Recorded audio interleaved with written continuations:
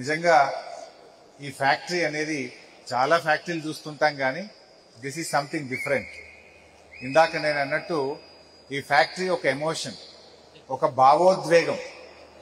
ఎందుకు భావోద్వేగం అంటే ఇది ప్రాంత రైతుల జీవితాలను మార్చేటువంటిది, వ్యవసాయ ముఖ చిత్రాన్ని మార్చేటువంటిది. ఈ ఫ్యాక్టరీ ఈ ప్రాంత రైతుల నవశకానికి నాంది కాబోతుంది. ఈ ఫ్యాక్టరీ ఎందుకంటున్నామంటే మనకు తెలుసు, ఇంకా నాకు ఒక పాత జ్ఞాపకం గుర్తొస్తుంది. 2004లో నేను కొత్తగా ఎమ్మెల్యే అయినప్పుడు ఇదే నంగునూరు మండలం, ఇదే నర్మేట ప్రాంతంకి వెళ్ళి ఒక ఫోన్ వచ్చింది ఒక రోజు నాకు. 2004లో ఏం ఫోన్ వచ్చిందంటే, సార్ నా పక్క పొంటోడు బోరేస్తుండు, ఎంఆర్ఓకు ఫోన్ చేస్తే ఆపుతలేడు, జర నువ్వు కలెక్టర్ షాప్కి చెప్పి బోర్ ఆపవా, వాని బోర్ బండి వేయద్దు అంటే. ఆ రోజుల్లో ఇది ఒక డ్రాట్ ప్రోన్ ఏరియా. కొన్ని మండలాలను డ్రాట్ మండలాలుగా రాష్ట్ర ప్రభుత్వం డిక్లేర్ చేసింది. అందులో మా పల్లారాయేశ్వరన్న, చేర్యాల, మద్దూరు ఇవి కూడా డ్రాటే. మా నంగునూరు కూడా డ్రాట్ మండలం కింద డిక్లేర్ అయింది. ఏ మండలాలైతే డ్రాట్ మండలాలుగా ఈ రాష్ట్రంలో డిక్లేర్ అవుతాయో అక్కడ బోర్ వేయాలంటే తహసీల్దార్ పర్మిషన్ ఇస్తేనే బోర్ వేయాలి. తహసీల్దార్ పర్మిషన్ లేకుండా బోర్ వేస్తే పక్కపొట్ట బోరోడు కంప్లైంట్ చేసుడు, వాడు వచ్చి బోర్ బండిని సీల్ చేస్తుండే. ఇది నాకు గుర్తొస్తా ఉంది. ఇదే నర్మెట ఊరికెళ్ళి ఫోన్ వచ్చింది నాకు. ఆ బోర్ వేస్తున్నారు సార్, ఎంఆర్ఓ సాబ్ ఇంటలేడు, నువ్వు కలెక్టర్ సాబ్, అప్పుడు కలెక్టర్ సంగారెడ్డి ఉంటుండే, కలెక్టర్కి ఫోన్ చేసి బోరు బండిని ఆపించిన రోజులు. ఇవాళ బోరు బండి మాయమైపోయింది నంగునూరులో, ఈ సిద్దిపేటలో, ఈ తెలంగాణలో. కేసీఆర్ గారు చేపట్టిన సాగునీటి పనులు, అది కాళేశ్వరం అయితే, పాలమూరు రంగారెడ్డి అయితేనేమి, సీతారామ అయితేనేమి, దిండి ఎత్తిపోతల పథకం అయితేనేమి, చెరువులైతేనేమి, చెక్ డ్యాములు అయితేనేమి, ఈ రాష్ట్రం సస్యశ్యామలం అయిపోయి భూగర్భ జలాలు 6 మీటర్ల ఎత్తుకు పెరిగినాయంటే అది కేసీఆర్ గారి కృషి. ఇప్పుడే మా ప్రభాకర్ అన్న చెప్పినట్టు అసలు ఇన్నేళ్లు పామాయిల్ ఎందుకు రాలే, గిప్పుడే నంగునూరుకి ఎందుకు వచ్చింది, గిప్పుడే తెలంగాణకు ఎందుకు వచ్చింది, మరి వెనకటగా అశ్వరావుపేట కాడ, సత్తుపల్లి కాడనే ఎందుకు పెట్టిండ్రు అంటే, అశ్వరావుపేట, సత్తుపల్లి అనేది సముద్ర తీరానికి 100-120 కిలోమీటర్ల దూరంలో ఉంటది కనుక, సముద్ర తీరానికి దగ్గరగా ఉంటే గాలిలో తేమ శాతం ఉంటది కనుక అక్కడ మాత్రమే పామాయిల్ బండేది. కానీ కేసీఆర్ గారు చేపట్టిన ప్రాజెక్టుల వల్ల అటు పాలమూరు గాని, ఇటు దిండి గాని, అటు సీతారామ గాని, ఇటు కాళేశ్వరం గాని, ఈ ప్రాజెక్టుల ఫలితంతో మొత్తం తెలంగాణ ప్రాంతము పామాయిల్ పంటల సాగుకు అనుకూలంగా మారింది. నేను మొదట్లో మంత్రి ఉన్నప్పుడు ఖమ్మం జిల్లాకు పోయి అక్కడ పంటలు చూసిన. అదే ఇంత మంచి పంట పంట, ఎవరింటి ముంగట చూసినా కారే, ఎవరిది చూసినా డాబా ఇండ్లే, గింత మంచి ఇండ్లు ఉన్నాయి, గింత మంచి పంట పండుతుందని బాగా తెలుసుకున్న. పొద్దుగా లేచి తిరిగిన. తక్కువ ఎకరానికి 1,50,000 పక్క.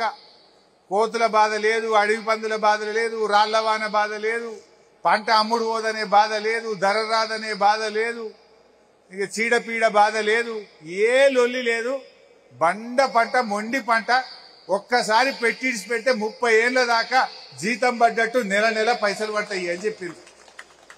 పామాయిల్ రైతు బ్యాంకులో పోతే అప్పు జల్ది ఇస్తారట, ఎందుకంటే జీతం పడ్డట్టు.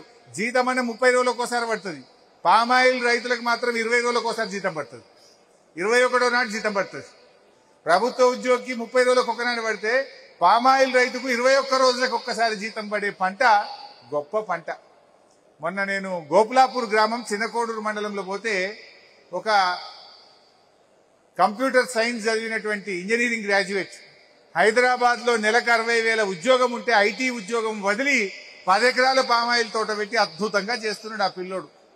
నాకు కలిసి చాలా సంతోషంగా చెప్తా ఉండే, అన్నా నేను పెట్టినా అని చెప్పి ఆ అబ్బాయి చెప్తే, మా బాలమల్లి కూడా ఉన్నాడు, చాలా సంతోషపడ్డాం. ఆయన ఈయన ముంగట్నే చెప్పిండు ఆ రోజు, వీళ్ళ తోటలో కాయలు తెంపడానికి పోతేనే చెప్పిండు ఆ రోజు.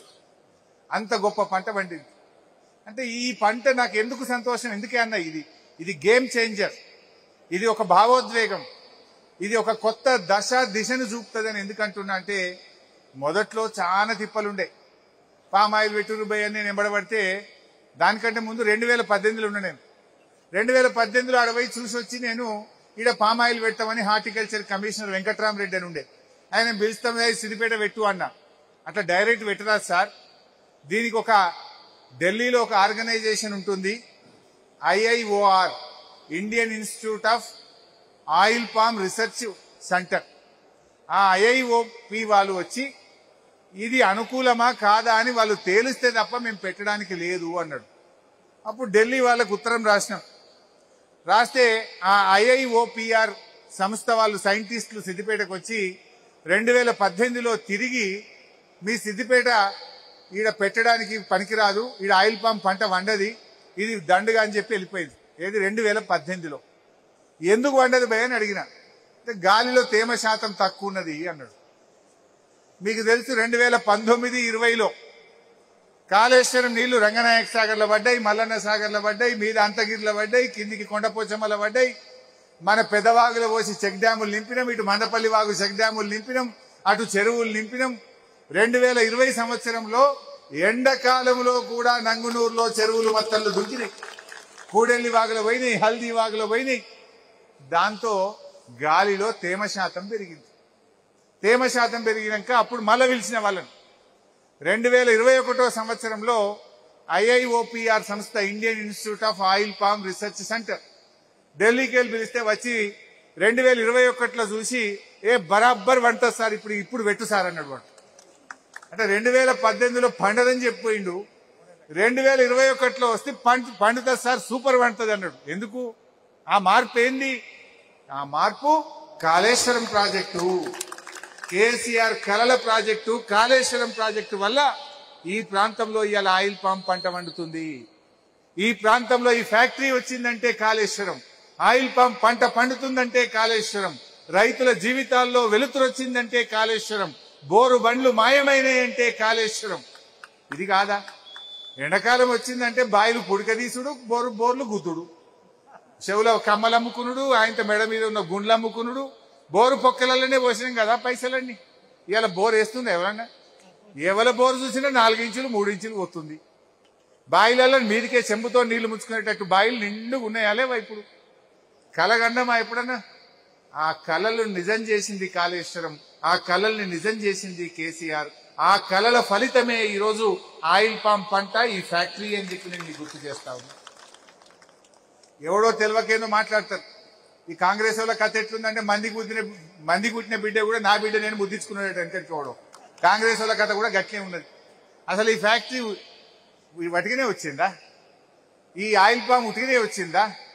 అసలు ఆయిల్ పామ్ పెట్టుర్రా భయ అంటే ఎవ్వరు చూసినా భయపడుతురు. ఏందో ఈసారి ఊకెంబడబడుతుండు అందరు. మా ప్రభాకర్ అన్న అన్నట్టు రోజు టెలికాన్ఫరెన్స్ పెట్టుడు, పెద్ద రైతులను దొరకబట్టుడు, ఎంబడబడు. వీళ్ళని ఎంబడబడ్డా. ఫస్ట్ నువ్వు పెట్టన్నా అన్న, ఇగో మా పల్లా రాజేశ్వర పెట్టిండు. ప్రభాకర్ అన్న పెట్టు అన్న, ఎంబడబడితే అన్న 25 ఎకరాలు పెట్టిండు. దేశపతి అన్న ఎంబడబడ్డా, నువ్వు కూడా పెట్టండి, ఈయన ఒక 7 ఎకరాలు పెట్టిండు మా దేశపతి అన్న. మా శ్రీకాంత్ పెట్టిండు. పెట్టనోళ్ళు లేరుగా. నేను కనబడితే మా లీడర్లను ఆయిల్ పామ్ పెట్టినావా అని ముందు మీరు పెడితేనే రైతులు పెడతారు అని ఎంబడబడుతుంటే అట్లా పెట్టంగా ముందుకు సాగింది. అంటే ఒక ఆయిల్ పామ్ పెట్టాలంటే అపనమ్మకం ఉండే. ఏందో ఇది కొత్త కథ చెప్తుండు.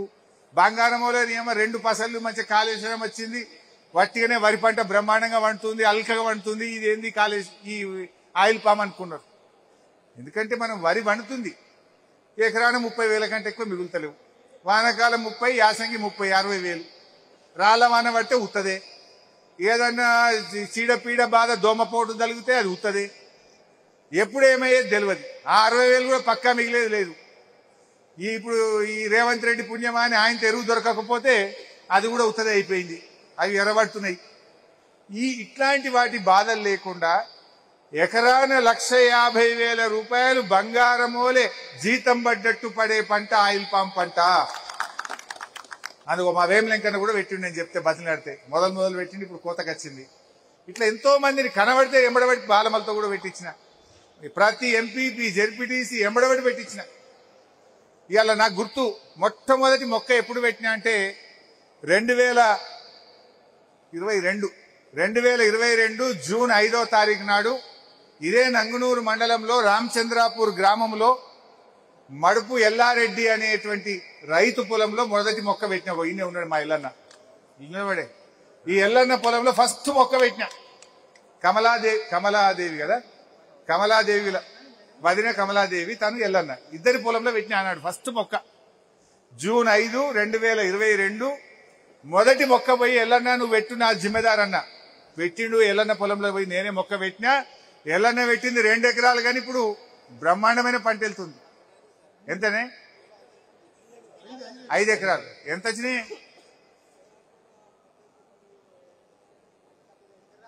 ఎన్ని పైసలు వచ్చినాయి ఇప్పటికి? 5 లక్షలా? ఈడ ఇన్కమ్ ట్యాక్స్ లేదు, వ్యవసాయానికి ట్యాక్స్ ఫ్రీ, భయపడలేదు, ఇన్కమ్ ట్యాక్స్ ఏం లేదు. అయితే కూర్చో ఎల్లన్న కూర్చో.